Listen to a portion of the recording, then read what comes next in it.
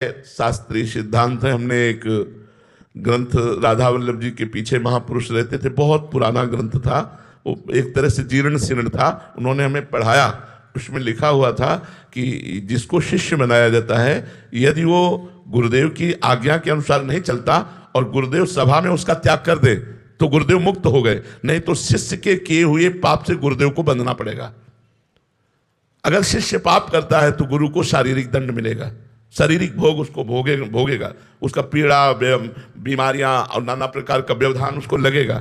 इसीलिए पूर्व के महापुरुष एक या दो शिष्य बनाते थे जो आज्ञा में चलते हैं, दो चार शिष्य बना लिए जो आज्ञा में चलते हैं, क्योंकि पता है कि मनमानी आचरण करेंगे तो भोगना पड़ेगा।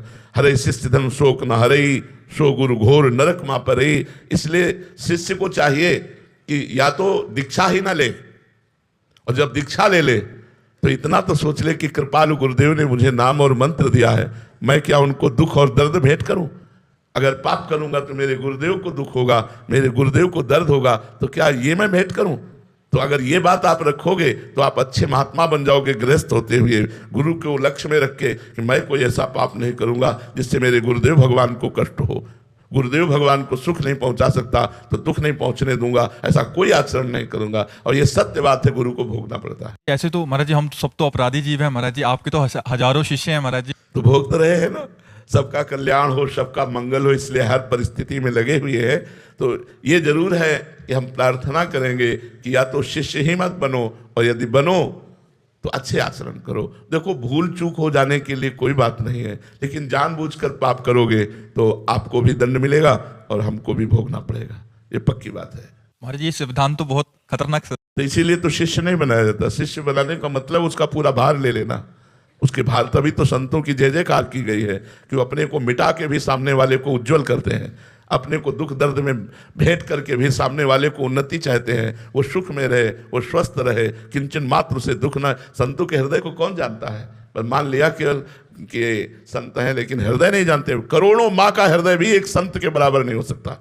एक संत का जो हृदय होता है, करोड़ों माँ का हृदय अगर एक जगह एकत्रित हो जाए तो भी संत की बराबरी नहीं कर सकता, क्योंकि वो भगवान के वात्सल्य समुद्र से एकदम संबंध रखता हुआ वात्सल्य रखता है। मेरे को क्या फर्क पड़ता है, जहाँ 100 ग्राम दुख है वहाँ 500 ग्राम और आ जाए, क्या फर्क पड़ता है? हमारे को कोई फर्क नहीं पड़ता, लेकिन आपको 5 ग्राम भी आएगा तो फर्क पड़ जाएगा। इसलिए आपको फर्क ना पड़े, आप स्वस्थ रहें, आप भजन मार्ग में आगे बढ़े। बड़े बड़े संतों के जीवन में देखा गया, उन्हें बड़ी पीड़ाएं मिली, बड़ा कष्ट पाया।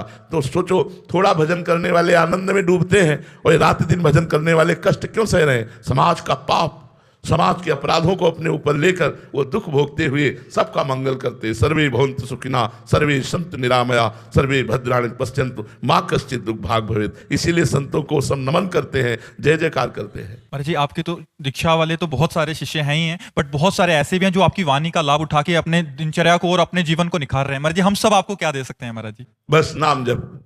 जितना नाम जप करोगे उतने हमें सुख मिलेगा, क्योंकि जैसे किसान खेती बोता है और जब फसल लहलहाती है तो देखकर उसका हृदय शीतल हो जाता है, ऐसे ही आप लोगों को अच्छे आचरणों में, भगवान नाम में, परोपकार में जब हम देखेंगे तो हमारा हृदय आनंद से युक्त हो जाएगा कि हमारी वाणी का लाभ सबको मिल रहा है, हमारा जीवन धन्य हो रहा है, क्योंकि सब लोग बदल रहे हैं, सब अच्छे आचरणों में चल रहे हैं। इस बात का हमें सुख मिलेगा और कोई सुख नहीं।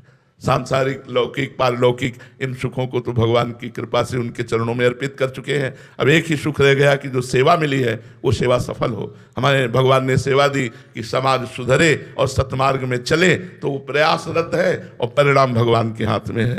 जो सुधर रहे हैं वही हमें सुख पहुंचा रहे हैं, और जो कुमार्गगामी है वही हमें दुख पहुंचा रहे हैं।